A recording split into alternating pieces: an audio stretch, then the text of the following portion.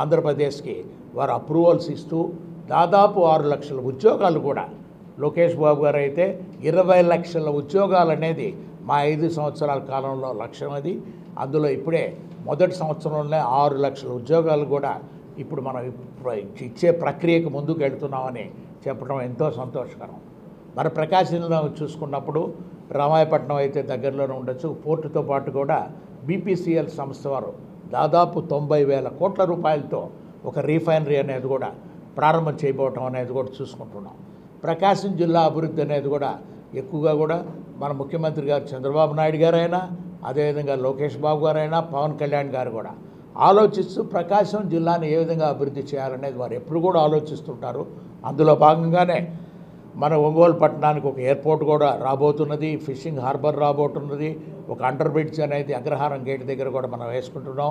పశ్చిమ ప్రాంతంలో కూడా ఒక బైపాస్ అనేది కూడా నిర్మాణం చేసుకుంటూ కనిగిరి ప్రాంతంలో త్రిబుల్ అనేది, కనిగిరి ప్రాంతంలోనే సిబిజీ కంప్రెస్డ్ బయోగ్యాస్ అనేది రిలయన్స్ కంపెనీ వారు కూడా సంస్థలు కూడా స్థాపించడం అనేది కూడా మనం చూస్తున్నాం. నేషనల్ హైవేస్ అనేది చూస్తుంటే బీకేవై బెంగళూరు కడప రోడ్డు అనేది ఒక మంచి రోడ్డు, ఒక హైవే కూడా రాబోతూ మనకి ఈ ప్రాంతాల్లో కూడా ఉంది. మార్కాపురం దగ్గర చూసుకుంటే వెలుగొండ ప్రాజెక్ట్ అనేది కూడా ఆ ప్రాజెక్టు ముందుకు వెళ్ళేదాని కొరకు అన్ని అంశాల్లో ముఖ్యమంత్రి గారు కూడా ఆలోచిస్తూ మార్కాపురం ప్రత్యేకంగా ఒక జిల్లా చేయాలి అనేది వారి కోరిక కూడా, అది కూడా త్వరితగతిన కూడా పూర్తి చేస్తారని తెలుపుకుంటూ, ఇంకా అభివృద్ధి కార్యక్రమాలనే చాలా ఉన్నాయి మిగతా నియోజకవర్గాల్లో కూడా చూసుకున్నప్పుడు. ఒంగోలులో అయితే పట్టణంలో ఇంకా ఎక్కువ దానిని అభివృద్ధి చేసుకునే దాని కొరకు కూడా జనార్దన్ గారు ఆలోచన. మున్సిపల్ కార్పొరేషన్ అనేది కూడా మేయర్ గారు కూడా ఇక్కడ ఉన్నారు కాబట్టి మేయర్ గారు కూడా ఆలోచనలు కూడా కలుపుకొని అధికారులందరూ ఇక్కడ ఒంగోలు పట్టణ డెవలప్మెంట్ అనేది ఇంకా రాబోయే రోజుల్లో ఈ సంవత్సరం ఒక సంవత్సరంలోనే ఇన్ని పనులు మనం చేయగలిగాం. అందులో ముఖ్యమంత్రి గారు అయితే పెట్టిన మేనిఫెస్టోలో అయితే ముందే ఆ సూపర్ 6 అని పెట్టారు. దాంట్లో 4 పూర్తిగా కూడా మనం చేసుకోగలిగి ఇక 2 తల్లికి వందనం అనేది అది రేపు జూలై నెలలో కూడా అందరికీ తల్లులకి పిల్లల స్కూల్ ఓపెనింగ్లోనే ఆ డబ్బులు అనేది కూడా వారికి చేరుతుంది. ఆగస్టు 15కి బస్సు ప్రయాణం మహిళలకు అనేది కూడా వారు ప్రామిస్ చేసి ఉన్నారు కాబట్టి దాన్ని కూడా ఫుల్ఫిల్ చేసే దాని కొరకు ముఖ్యమంత్రి గారు ఆ దారిని పోతున్నారు. మొదటి సంవత్సరమే, ఈ మొదటి సంవత్సరంలో చూస్తుంటే నాకున్న రాజకీయ అనుభవంలో 35 సంవత్సరాల నుంచి రాజకీయం డైరెక్ట్గా ఉన్నప్పుడు కూడా మా అన్నగారు సుబ్రహ్మరెడ్డి గారైనా, పార్తమ్మ గారు అందరూ కూడా, అబ్బాయి రాఘవబాబు అందరూ కూడా చూస్తున్న ఈ ప్రగతి అనేది ఈ సంవత్సరం కాలంలో చంద్రబాబు నాయుడు గారు అయితే ఢిల్లీకి వచ్చినప్పుడు అహర్నిశలో అదే పనిలోనే పొద్దున్న నుంచి సాయంత్రం వరకు మంత్రివర్ల దగ్గరికి వెళ్ళటం, మాకు ఆంధ్రప్రదేశ్కి ఏమి ఇస్తారని చెప్పడం. అందుకే చూసాం అమరావతి అనేది దాదాపు 35,000 కోట్ల రూపాయలు ఇప్పుడు బ్యాంకుల్లో వచ్చేస్తున్నది. ఇంకా కూడా ప్రధానమంత్రి గారు కూడా వచ్చి వెళ్ళిన తర్వాత ఎటువంటి డెవలప్మెంట్ ఉన్నా కూడా చెప్పండి, ఖచ్చితంగా వాటికి కూడా నిధులు అరేంజ్ చేస్తామనేది.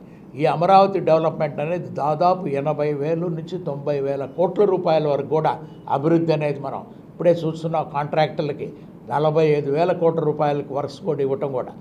అమరావతి అనేది 3 సంవత్సరాల కాలంలో ఖచ్చితంగా పూర్తవుతుంది. క్యాపిటల్ అనేది మనకిక్కడ ఆంధ్రప్రదేశ్లో ఈ 3 సంవత్సరాల కాలంలోనే ఆర్ఎండ్బి రోడ్లు అనేది కూడా PPP model, public private participation model అనేది, ఇంకోటి HAM model, hybrid annuity model అనేది కూడా ఈ 2 మోడల్స్లో కూడా ముఖ్యమంత్రి గారు చంద్రబాబు నాయుడు గారు, లోకేష్ గారు, పవన్ కళ్యాణ్ గారు ఆలోచనలు కూడా ఇవన్నీ కూడా ముందుకు సాగిస్తూ ఈ ఆర్ఎండ్బి రోడ్లు ముఖ్యంగా కూడా వాటికి కూడా ఇప్పుడు టెండర్లు కూడా పిలవబోతున్నారు.